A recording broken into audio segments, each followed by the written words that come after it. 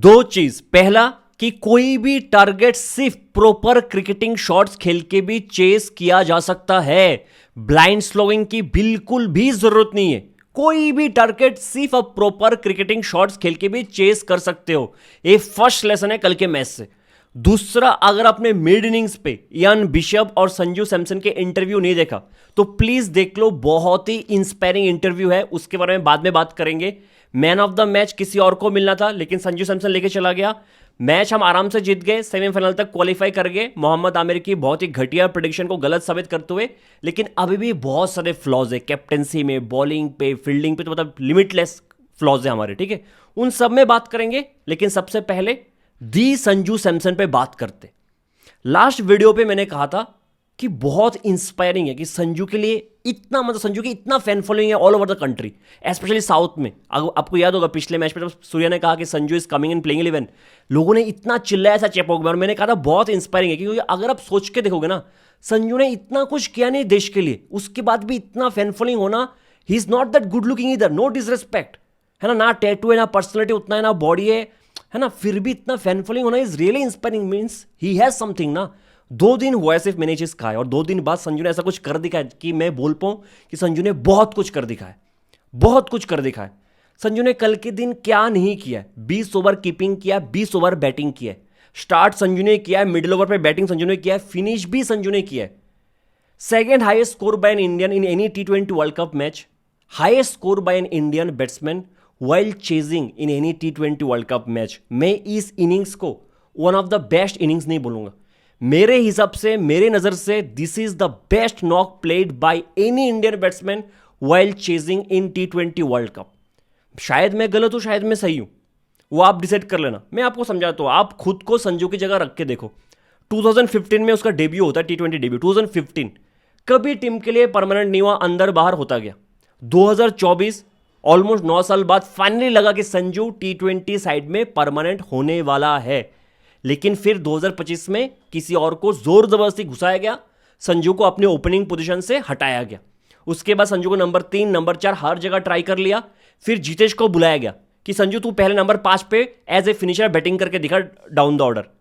ये नहीं हुआ तो उसका और एक बैकअप ऑलरेडी स्क्वाड में डाल दिया, इनसिक्योरिटी डालने के लिए। नहीं, तू अगर नंबर 5 पे बैटिंग नहीं कर पाएगा तो जितेश कर लेगा। फाइनली T20 वर्ल्ड कप के स्क्वाड में संजू आया।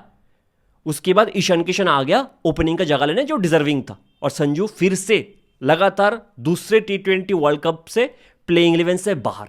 एक हफ्ते पहले जब हमारे कैप्टन सूर्या कुमार यादव को पूछा गया क्या संजू का जगह नहीं बनना चाहिए T20 वर्ल्ड कप के प्लेइंग 11 में, तो सूर्या ने बहुत ही कैजुअली जवाब दिया, आप चाहते हो मैं अभिषेक को ड्रॉप कर दूं, हे तिलक को ड्रॉप कर दूं नंबर 3 से, तिलक, आप चाहते हो मैं तिलक को ड्रॉप कर दूं।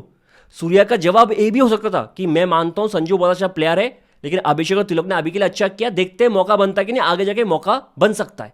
लेकिन सूर्या का जवाब, जो उसका एटीट्यूड था, बहुत ही ह्यूमिलेटिंग था। If I was Sanju I would have felt bad for sure. आप सोचो आपके दिमाग में कितने सारे इनसिक्योरिटीज होंगे एज संजू सैमसन, कि मैं 2 T20 वर्ल्ड कप में बाहर बैठा हूं। जब मैं ओपनिंग में अच्छा करता था मुझे ओपनिंग से हटाया गया, फिर एज ए बैकअप नंबर 5 पे कोई किसी और कीपर को स्क्वाड में लेके आए, फिर मेरे को प्लेइंग 11 से हटा दिया, अब मेरे बारे में ऐसे बोल रहे। फिर एक डू एंड डाई मैच पे 196 चेस करते हुए अब ओपनिंग करने आते हुए all the noises inside your head कि एम आई गुड इनफ। उसके बाद आके अगर आप ऐसा बैटिंग करते हो, to me this is the best knock by an Indian batsman while chasing without any doubt, period. जो बैटिंग संजू ने किया है, जो mentality, if I am not wrong, सिर्फ 2 ही बॉल पे उसने स्ट्रगल किया है पूरे 50 बॉल पे, 2 ही बॉल पे। एक रोमारियो शेफर्ड का शायद फर्स्ट ओवर था, slow back of the end slower one, जो पिक नहीं कर पाया, आउटसाइड एज लग के थर्ड मैन के ऊपर, शॉर्ट थर्ड मैन के ऊपर से चौका हो गया था। दूसरा शायद फोर्ड का पहला ओवर, पहला बॉल था संजू को, जो सीम के साथ गिर के अंदर आया था, उस पर वो बीट हुआ था। वरना कोई स्ट्रगल ही नहीं है, an innings with zero struggle, an innings with only proper cricketing shots.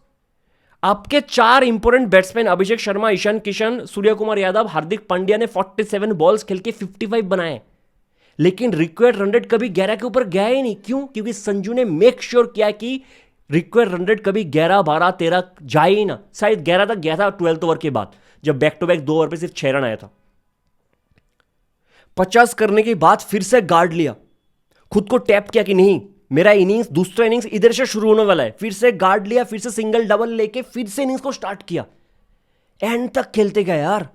कभी प्रेशर बना ही नहीं, एक साइड को पकड़ के रखा, बैक टू बैक 2 विकेट कभी इंडिया का गिरा ही नहीं कल के दिन।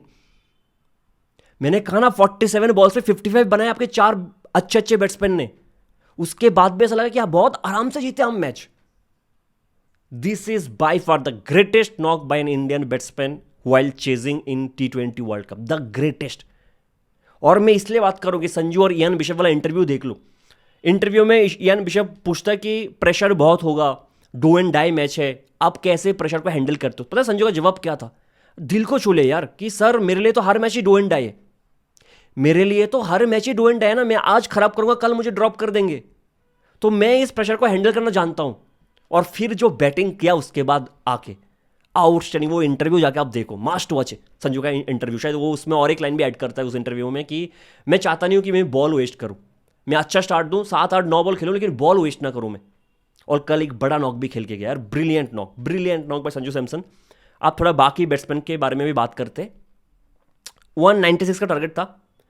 इनिंग्स ब्रेक में रोहन पॉल ने ऑलरेडी कह दिया कि हम 15 रन शॉर्ट थे, ठीक है।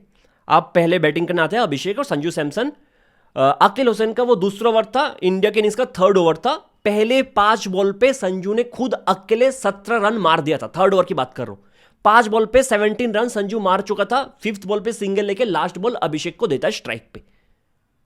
2.5 ओवर्स में इंडिया का स्कोर था 29 फॉर 0। उस ओवर पे 70 रन आ गया था। क्या अभिषेक शर्मा का वो शॉट बनता था जिस बॉल पे वो आउट हुआ? आप मुझे बताओ। Immaturity at its peak. Maturity Abhishek Sharma पे है ही नहीं। I am sorry to say, slogger, blind slogger, इस बात पे हम बाद में डिस्कस कर सकते हैं इस वर्ल्ड कप के बाद, लेकिन मैच्योरिटी है ही नहीं। स्टार्ट आपको अच्छा मिल गया, जिस ग्राउंड पे पिच इतना फ्लैट रन आ रहा है, आपने 29 रन बना लिया 2.5 ओवर्स में। संजू आपसे पूरा प्रेशर हटा दिया, उस ओवर पे 17 रन आ चुके, फिर उस शॉट की क्या जरूरत है? ये एक सिंगल लेके ओवर खत्म करो ना। मतलब टिपिकल इमेच्योरिटी, मैच्योरिटी है ही नहीं। ऊपर से फील्डिंग में जो अभिषेक ने काम खराब किया कल के दिन, अगर कोई बड़े टीम होता या फिर कुछ और पिच होता, ड्यू व्यू नहीं होता, इंडिया फंस जाता यार। बहुत ही खराब फील्डिंग में। तो चाहता हूं कि अभिषेक शर्मा नेक्स्ट टाइम जब युवराज सिंह से मिले, थोड़ा फील्डिंग का भी ट्रेनिंग ले। इजी कैचेस छोड़ रहे हैं वो, इजी कैचेस। 2 मैचेस है और अभिषेक शर्मा के पास, मैं उम्मीद करता हूं अच्छा खेल ले। स्लोगर हो, ब्लाइंड स्लोगर हो, बहुत अच्छा बैट्समैन हो, 2 मैच पे अच्छा फील्डिंग कर लेना, अच्छा बैटिंग कर लेना। मतलब ऑब्वियसली 2 मैच तब होगा जब हम फाइनल पे क्वालिफाई करेंगे, लेकिन मैं उम्मीद करता हूं क्वालिफाई करेंगे, ठीक है। प्लीज अभिषेक शर्मा अच्छा कर लेना, वरना कोई आपको डिफेंड नहीं कर पाएगा जिस तरह का बॉडी लैंग्वेज है बड़े मैच पे। इमेच्योरिटी, बहुत ही खराब मैच्योरिटी लेवल है अभिषेक शर्मा का। जो शॉट कल खेला, जिस मोमेंट पे खेला, बिल्कुल जरूरी नहीं था वो शॉट का, बिल्कुल जरूरी नहीं था, ठीक है। फिर ईशान किशन आता है, थोड़ा बहुत अच्छा 6 ओवर पे 10 बनाता है। उसके बाद जब ईशान आउट होता है 6 ओवर के बाद 53 फॉर 2 था। फिर आते हैं हमारे कैप्टन मिस्टर -360 डिग्री, ठीक है। बहुत स्क्रैची लगा है सूर्य कुमार यादव फुल टूर्नामेंट में। अगर वो यूएसए वाला इनिंग्स दिखा दो, निकाल दो, कहीं पे भी कंफर्टेबल नहीं लगा है। स्क्रैची हर इनिंग्स पे लगा है। कल संजू ने एक तो काम अच्छा किया कि किसी पे प्रेशर आने ही नहीं दिया, तो सूर्या टाइम ले सकता था। और मुझे लगा कि टाइम लेगा, हमेशा लेता है इस पूरे वर्ल्ड कप में, हमेशा टाइम लिया। उसके बाद लगा मुझे मारेगा, लेकिन फिर वो आउट हो गया। लेकिन जो मैं कह रहा था ना, कभी वो रिक्वायर्ड रन रेट 11 के ऊपर गया ही नहीं। उसके बाद शायद 11th और 12th ओवर था शर्मा जोसेफ का पहला ओवर, जिस ओवर पे सूर्या आउट हुआ। 12th ओवर शायद रोस्टन चेस का था, जिसमें 3 रन आया, 6 रन आया। तब शायद रिक्वायर्ड रन शायद 11.5 के आसपास गया था।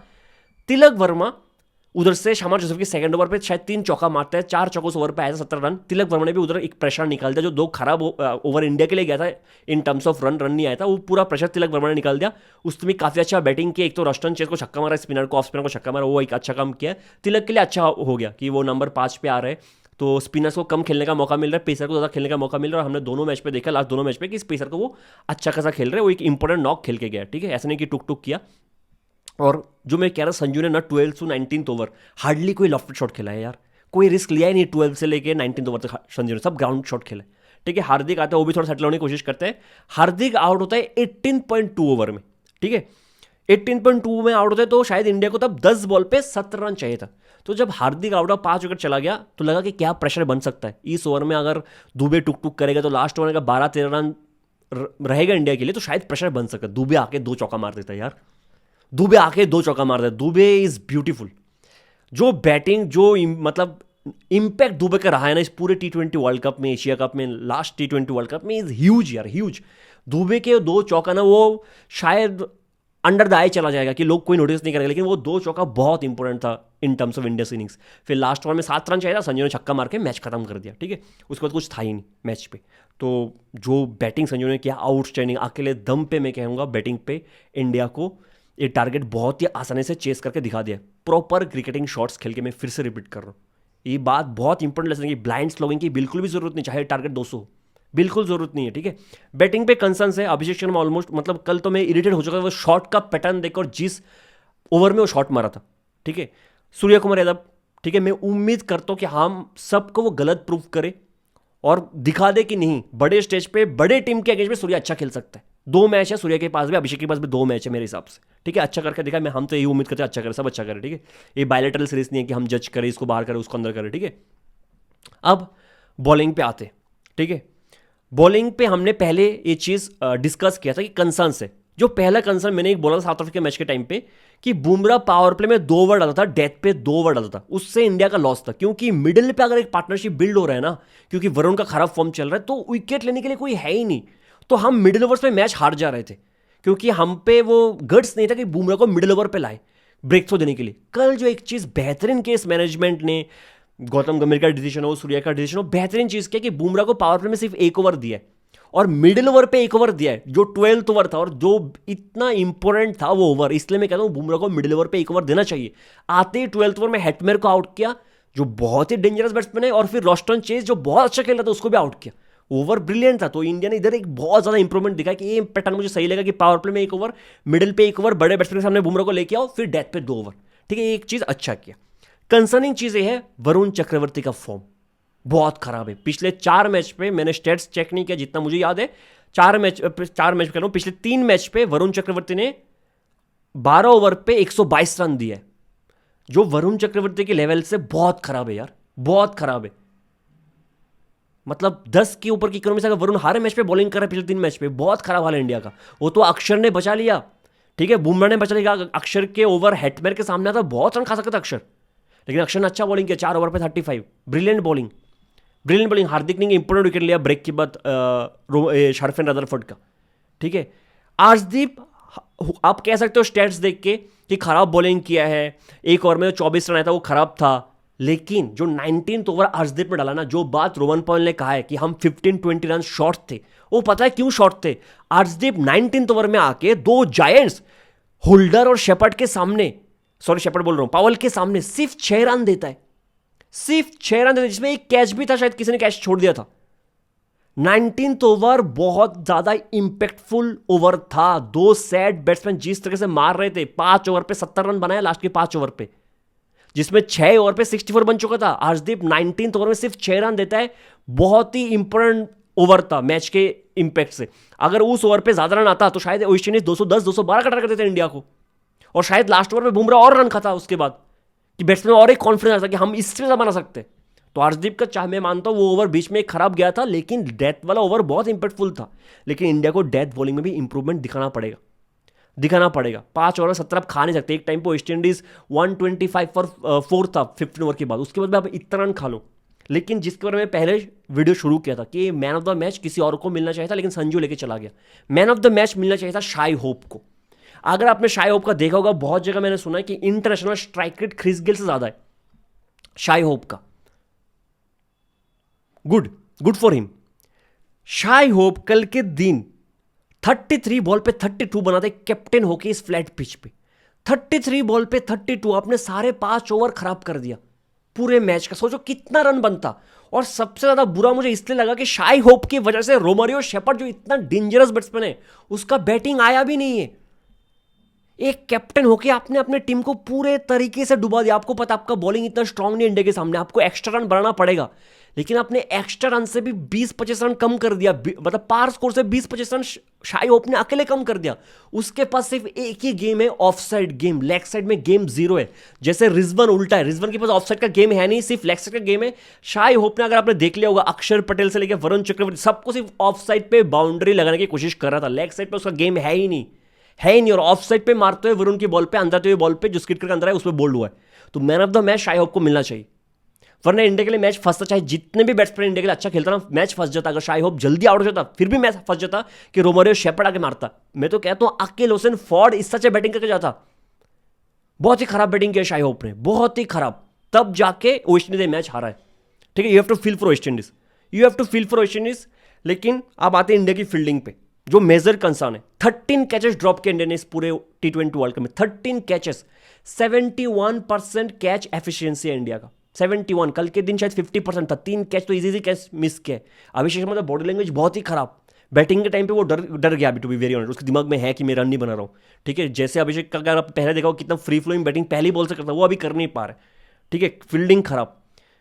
मतलब सुपर 8 में जितने भी टीम क्वालिफाई किया है, जिम्बाब्वे से लेकर सब कोई टीम मिला के बोल रहा हूं मैं, सबसे खराब कैच एफिशिएंसी इंडिया का है इस वर्ल्ड कप में। आपको इंप्रूव करना पड़ेगा बड़े टीम के अगेंस्ट।